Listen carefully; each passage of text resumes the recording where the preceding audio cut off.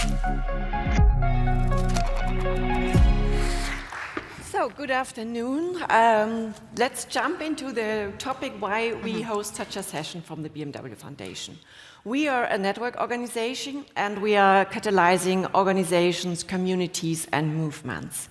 And when we had a deep dive into the ecosystem of urban transformation and analyzed all these 100 or even 1,000 of city networks, we found out that you can really put all these aspirations into a new narrative that has 4 letters, and that is R, resilient, I, intelligent, S, sustainable, and E, and that is equitable. And with this, you can describe the livable cities of the future where we all would love to live in. Now, of course, these dimensions are interrelated very much. So this was the starting point for our RISE Cities program, but to be clear, responsible leadership is the mission of the foundation. It is not cities. Though a better future for both humans and the planet demands a meaningful practice of leadership and collaboration. And some people think there's a contradiction. No, it's not. It's both leadership and collaboration, starting with the places we live in, and that are the cities. So we need shared purpose and innovative actions from all stakeholders, including committed citizens, who we at the BMW Foundation see also as leaders. And we are convinced that the empowerment of responsible leadership can unlock the transformative power of cities, and by this we accelerate the transformation towards a just and regenerative future. That is our aspiration. And creative bureaucrats are responsible leaders, and that is the reason why we are here for the 3rd or 4th time, I think, supporting this festival. So BMW Foundation convenes leaders from all walks of life, and we invite them in our leadership programs to reflect on their roles, on their responsibilities, and on their values. And after these leadership programs, we invite them to join our Responsible Leaders Network. We have a global network of over 2,200, 300 leaders who drives systemic change. So the RISE Cities program in particular advances responsible leadership in cities, and the main module of this program is our RISE Cities Fellowship program, and the fellowship program selects 12 cities, and we invite persons, so we are a people organization. So they are tandems. One has to be always from city administration, always, and the other one is from another sector. And they both apply for the fellowship program with their project they want to implement in this specific city. And we accompany them with coaching, with tools like impact measurements, with storytelling, with system thinking. And in the end, we offer them a global platform with our Real Leadership Festival to present and showcase their projects and what they have achieved in their cities. And we did this in May in Copenhagen, and we will do this next year also in maybe more in Eastern Europe. So, but today, however, we are focusing especially on the 4th dimension of RISE, and that is the E, the equity. So how can we make sure that cities enable all citizens an equal access to basic needs such as security, education, and affordable housing? And you will now therefore hear from 2 creative bureaucrats, responsible leaders, from Bogotá and Helsinki, and their experience creating system-level change that starts from real people and their real needs. And with this, I hand over to Tommy and Angela. Where are you? They are not here. Where are you? Here. Guys, there you are.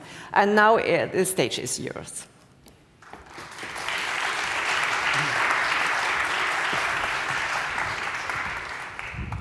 Good afternoon, and thank you so much, Kerstin, for having us. We want to use this time together with all of you to tell you 2 stories from different perspectives on how we build fair cities for real people. And we're going to start with mine. My story starts on the 5th of December 2018. It was a freezing winter day and one of the best days of my public sector career. Helsinki opened its new central library, Oodi, to the public. It was built as a gift to the country that was celebrating 100 years of independence. Over 2 days, 55,000 people came to visit this space. And over the last years, in a city where a lot of people are worried about the future, Audi has in many ways become that physical experience of hope, that physical experience of democracy, what it means to live with other people. Whether it's loaning a book, whether it's charging your phone or fixing your broken pants or meeting a friend for coffee, it builds this confidence that we can do this thing called coexistence. And this experience has been so transformative to me that when I was invited for a fellowship at Johns Hopkins University for 2 years, I decided to focus on this issue of coexistence. And over the last 1.5 years, I've talked to hundreds of public space leaders, staff members, and public space users in Latin America, North America, and Europe, trying to understand what makes a space work. One of these conversations was in the Brazilian city of Fortaleza. I visited this library called Dolor Barreira. It's in a repurposed old home, very far from the fancy libraries that you see in architectural publications. I met an enthusiastic staff that was telling me about how they support the local LGBTQ community, how they do story time for children. And then the director guided me into the courtyard and said, "This here is the space for convivencia." And I was so intrigued by that concept of convivencia that in the following days, in every single conversation I had, I asked people what that word means. And I've become convinced that convivencia is what equitable public space looks like. A public official said, "Convivencia is the skill to be able to live across difference with other people who are different than you." An indigenous activist said, "Convivencia is a survival strategy. It is the way you relate to yourself, to other people, but also to the earth." Convivencia starts from this recognition that when we rub things together, it's bound to create heat. Convivencia is the space between harmony, which is always done at the cost of excluding some people, and open conflict, which prevents us from getting things done. Convivencia is constant practice, constant negotiation, and most importantly, it is still joyful. It is like dancing with other people and someone might step on your toes. It starts from friction. It doesn't see friction as a problem. It starts from friction. And it's that wonderful point between open conflict and harmony. And I think that's where we need to strive. Actually, friction in a public space is a sign that it's an equitable public space. If we have no friction, we've excluded some people. The good news that I have today is that convivencia is something that we can learn. And as creative bureaucrats, it's something that we can resource and teach and exercise in our work. When we see coexistence as skill on an organizational level and an individual level, we are not telling people what to think and what to value. It is building skills in organizations and people. It is really practical things. It is listening to people before jumping to solutions. It is understanding that a lot of the friction that comes to our way has to do with the institutions that we represent and their history of injustice. It has to do with convivencia is having a plan to deal with conflict before it emerges. Convivencia is also stirring a bit of friction when there is none to make sure that those voices that are being suppressed are heard. And most importantly, convivencia is striving for practical solutions while recognizing that we live in a world that's in many ways broken and imperfect. It is the commitment to conviver as a verb today better than you did yesterday. Constant practice. That's what we need to strive for. And Angela is one of those people who are doing that. So, your turn.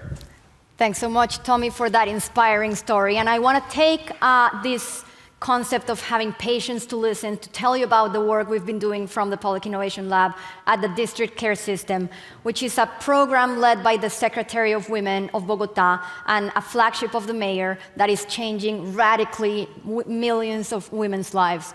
So the Bogotá's district care system, or the care blocks, which is the physical manifestation, are physical spaces within the city where women and people that take care of others can go and have free services provided by the service. So they articulate different services from different city agencies in a physical space.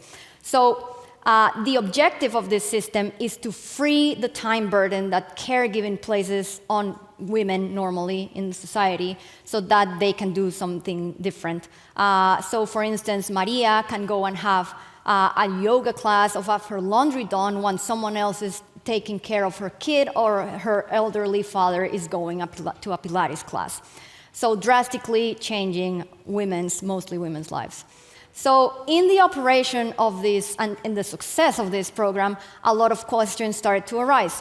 Even though we knew in broad terms that 80 people in average go to a Zumba class or that 20 people on average are going to get CV support, we couldn't really tell who was going to what service. So we couldn't say Maria had gone to yoga today, but also had gone to a physical rehab service last week or had gotten some entrepreneurship support. And this was important for us because being able to know exactly who is going to our services allows us to better design services that redistribute this care burden in a more efficient way. So we knew the answer was in the data, but where was this data and why couldn't we access the data? So what we found out when we set up to see and figure out this problem was that data was being captured mostly on paper forms. It was being stored on boxes. Each entity had its different system of collecting information, so we couldn't really answer these questions that we had. So what if we had set out to solve this city problem by falling in love with the first desk solution? We would have done this. So the ID scanner was an idea that was flouted at first. Is like, why don't we just scan the women's IDs at the entrance of each service, and that way we can build a list of attendants, know exactly what services women are getting, and then solve this data issue. Obvious, right? Well, yes. ¿Tú traes tu cédula? No, no por seguridad, porque uno nunca sabe y las vueltas que le toca hacer en después es mejor no cargar. Sí la cargo, pero me fotocopio. Vale, muchas gracias. Not to Maria, right? When going and doing this process of serious listening, paying attention on the ground, we found out very quickly that this idea was bound to fail because Maria didn't carry her ID to the services she was attending because she was worried she would lose it, it's costly to replace, because someone else could get her personal information.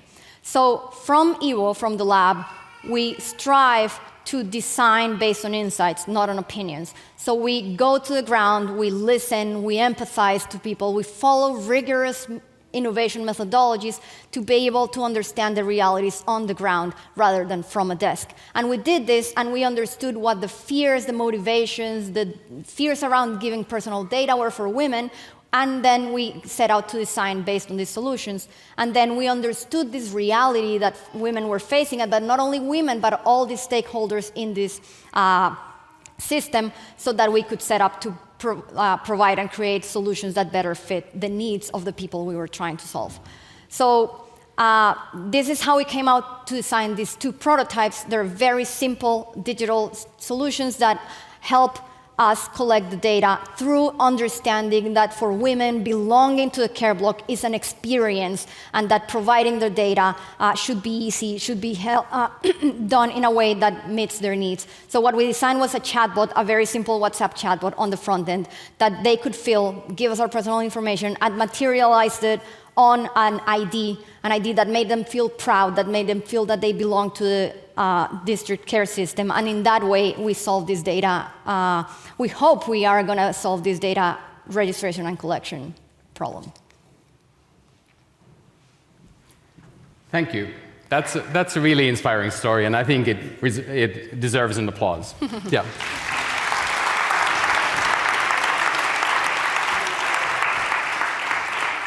Listening to you talking about serious listening made me think of this quote that we actually talked about, so it wasn't just spontaneously here on the screen.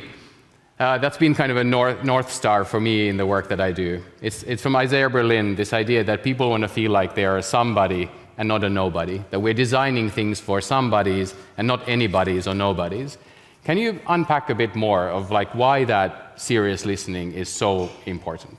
Yes, of course. So just as an introduction, serious listening requires serious methodologies. And it's not about just going once to the field and asking a question. It's about involving the people that we're trying to solve for in the whole process. So in our case, when we went down to the care blocks and listened to the women that we were trying to help, we found out that there were two concepts that led this solution that were very important for us. It was the belonging and the trust. So belonging in the sense that they wanted to be able to show that they belonged to a care community with women that were like-minded, but they weren't really able to do it as the system was now because they were getting services from different entities, but there was nothing that showed to them I'm part of this community. So the solution that we ended up designing capitalized on this learning that we could only find by listening, and is I want to be part of a community. How can I show other women that I'm part of this community? And that's why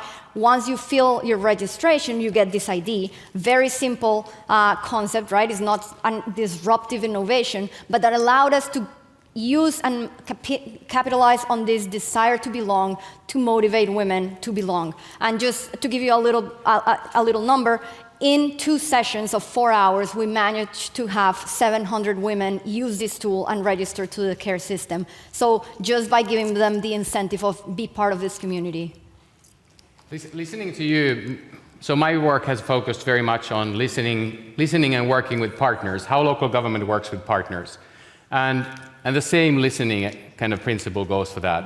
Also, your partners want to be listened to, want to feel like they are somebody. They don't want to feel like they're just putting Band-Aids on government, like a leaking government boat. But they really want to feel like they're being listened to, and they want to feel like their contributions are actually taking the work forward. So when we think about the work that you're doing, what does success look like? So success for us would be having good quality, complete data that allows us to know who the women that we're serving are. And not just for the sake of knowing them, but so that we as a city can tailor better public services that in the end reduce this care burden that normally women face and promote equality in the city of Bogotá. When I think about what does success look like in building equitable public spaces and creating cities for somebodies, I would ask 3 questions. The first one is, are we designing for somebodies? As in, are we providing people with agency, dignity, and choice? That's the first question. The second question is, do we welcome friction? And do we have a plan how to deal with friction? And do we have a conflict resolution plan before we have the stuff in our pants, as we would say in Finnish? And then the last is really the critical one. Equity is not only about mindset and listening, it's also about money and resources. So do we put our money where our mouth is?